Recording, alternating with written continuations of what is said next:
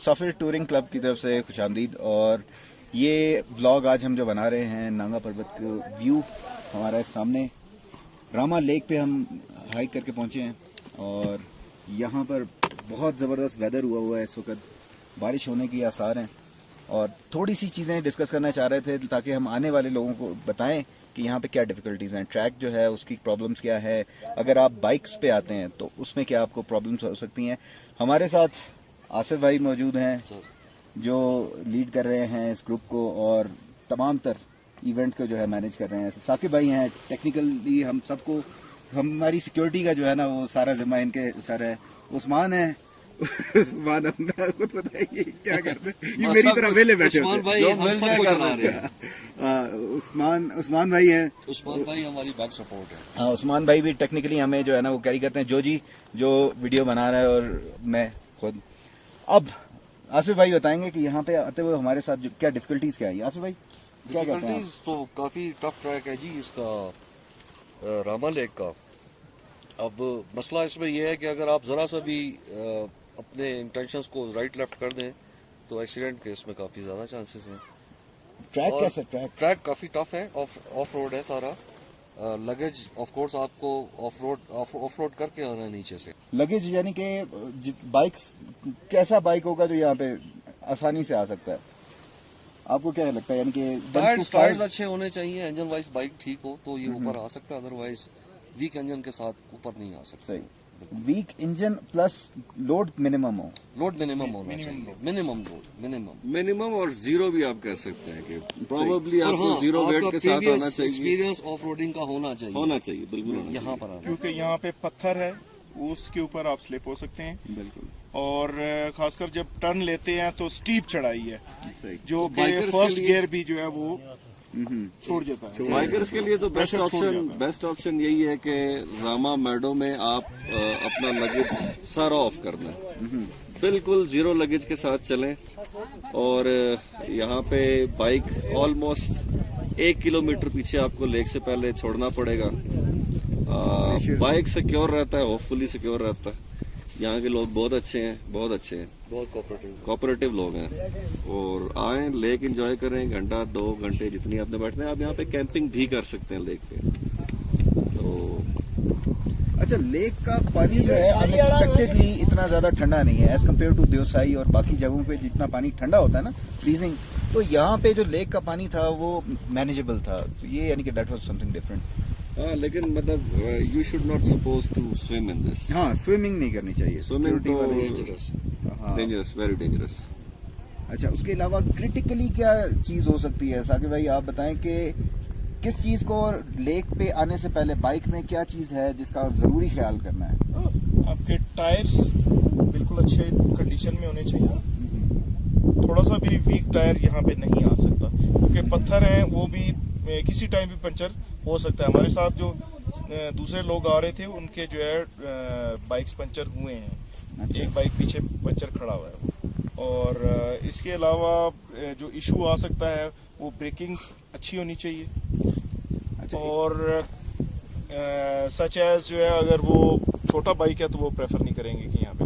अच्छा, एक और चीज जो है, अमूमन मेरे से गलती होती है, मैं सोलो करता हूँ और यहाँ पर मुझे लगता है कि इट्स नॉट रिकमेंडेड कि सोलो बंदा जाए, नहीं करनी चाहिए। हाँ, सोलो के लिए, क्योंकि अगर आप स्लिप होते हो या कोई और कहीं पे है तो वो बड़ा आपको सपोर्ट लाजमी चाहिए, मुश्किल हो जाएगा चढ़ने के लिए। यहाँ पे। यानी जब भी आप आए तो आप ग्रुप के साथ आए या एक दो तीन लोग हों एटलीस्ट, क्योंकि मेरा बाइक भी जहाँ पे रुका फिर हमें पुश करके उसको लेके जाना पड़ा, पहला गियर भी सपोर्ट नहीं कर रहा था। बाकी यहाँ पे लेक के बारे में क्या कहते हैं उस्मान भाई? आप नीचे गए थे, आपके क्या तासुरात हैं? लेक इज ब्यूटीफुल, सामने आपके नांगा पर्वत का व्यू आ रहा है, तो इट्स गुड। आप यहाँ पे टाइम स्पेंड करें। सर, एक चीज मैं कहना चाहूंगा, रोड जो है नीचे अस्तौर वाली वेरी बैड कंडीशन। तो मैं यही सजेस्ट करूंगा कि सुकून से है, बहुत सुकून से आए। टाइम बेशक आप कंज्यूम करें, ज्यादा लगे, कोई इशू नहीं है, लेकिन सबसे पहले आपकी लाइफ है, उसके बाद बाकी सारी चीजें। आपकी लाइफ है तो ये सारे जो है ये एंजॉयमेंट आप कर सकते हैं। बिल्कुल सही है।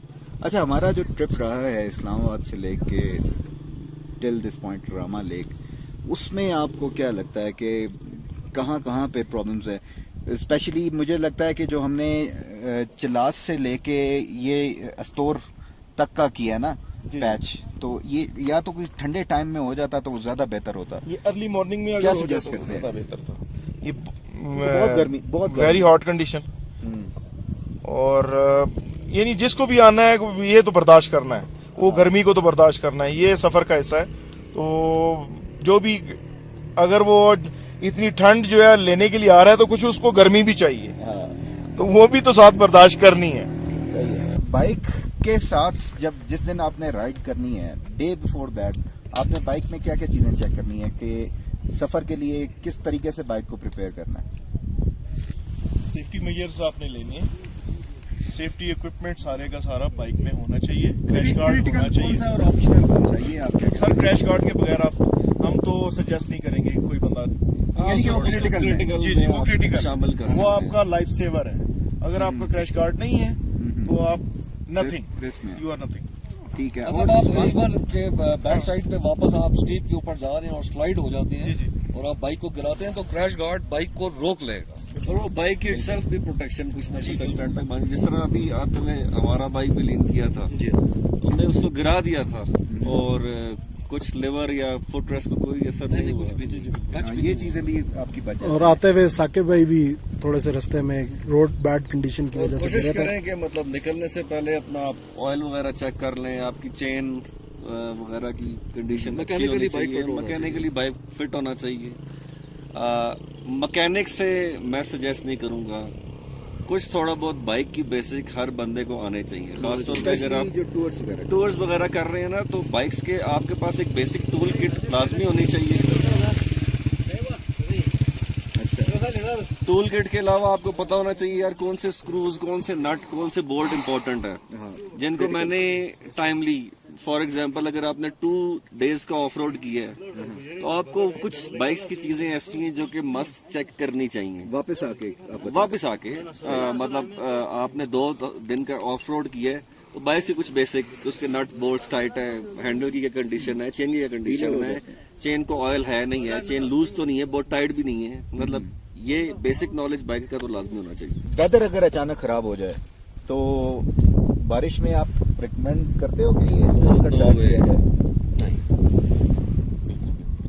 बारिश में वेट आप कर ले, travel नहीं वेट कर कर लें, वेट करें। और जिंदगी बहुत कीमती है जो कि चाहे पेवमेंट हो चाहे ऑफ रोड हो, बारिश में आपको चलना नहीं चाहिए। अगर आपकी मजबूरी है, अगर पेवमेंट पे जाना चाह रहे हैं तो आप जा सकते हैं बहुत कम स्पीड के साथ। ऑफ रोड में क्योंकि आपको पता नहीं होता कि वेरी नेक्स्ट मोड होना क्या लगा है।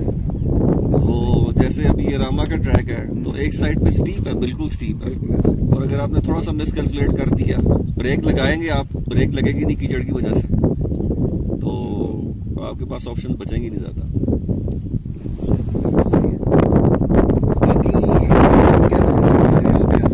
कैसी जगह है? जगह तो बहुत अच्छी है, मतलब सर ये तो एक मास्टरपीस है। एज कम्पेयर टू बाकी जगह जो अभी हमने देखी है। अगर लोग आए अस्तोर की साइड से और वो सीधे देवसाई चले जाएं तो मेरे ख्याल में वो ज्यादती है। ज्यादती है। ज्यादती होगी। आप आइए, खूबसूरती को आप आइए रामा आए, ठीक है, रामा के बाद आप दरसिंग जाएं, रूपाल जाएं, ब्यूटी चेक करें, ये ब्यूटीफुल प्लेसेस हैं, इनको मिस मत करें। उसके बाद आप आगे जाएं, मिनी बाग जाएं, देवसाई जाइए, उसके बाद आप आगे स्कर्दू उतर जाइए, उधर की ब्यूटी देखें। रामा जो है ना, इसको यानी कि वो इग्नोर नहीं किया जा इग्नोर सकता। कभी भी मत करो। और मतलब अगर नॉर्थ में जो बंदा आ रहा है बल्तिस्तान की तरफ, हाँ, वो रामा और दरसिंग और रूपाल जरूर जाए। बिल्कुल बिल्कुल। अब रूपल हमने कल जाना है इंशाल्लाह, कल हम रूपल का रूपल भी जाएंगे बनाएंगे इंशाल्लाह। और रूपल में जाके भी वहाँ की भी हम चीजें बताएंगे लोगों को, एक्सप्लेन करेंगे क्या उसका ट्रैक कैसा है और क्या सारा कुछ है। तो आई होप के आज का ये व्लॉग और हमारा सेकंड एक चीज और जी, जी, बतानी थी बताइए। कि वो एक तो टीडीसीपी का बता दें, साथ में टीडीसीपी से थोड़ा सा गुजरेंगे और Exactly. लेफ्ट पे आपने वहां से टीडीसीपी क्रॉस करके लेफ्ट जो ऊपर को रोड मुड़ रही है वो रामा के जो हजार अली साहब हैं, वहां पहुंचे हैं आप। हजार अली है वहाँ पे और कैंपिंग वो साइट आपको मिल जाएगी। नंबरदार के नाम से वालिद मशहूर है। साहब का उनके नाम पास क्या आइए, उनकी मेजबानी बहुत अच्छी है। अच्छा, हज़ार अली और अब्दुल गनी और उनका बेटा ये सईद, इन लोगों ने हमारा, मैं कहता हूँ यार, दिल जीत लिया है। यहाँ के लोगों ने जितनी हॉस्पिटैलिटी इनमें है ना, दिल खुश कर दिया है। और ये कि मुझे अभी तक कोई सिक्योरिटी का इशू नहीं हुआ। हमारे सारा सामान पड़ा हुआ था खुला कैब हुआ में। रखा हुआ है। कोई इसमें अभी तक 2-1 दिन में हमें कोई ऐसा फील नहीं हुआ कि यहाँ पे कोई ऐसा इशू है। अनफॉर्चुनेटली नारायण वगैरह और ऐसे एरियाज में अब आप थोड़ा सा फील करते हो कि यार वहाँ पे ये चीज़ नहीं है, पहले से ही खराब हो रहा था। तो ये चीज़ जो है ना, इसको हमें अवॉइड करना चाहिए। Thank you so much. Thank you. इंशाल्लाह फिर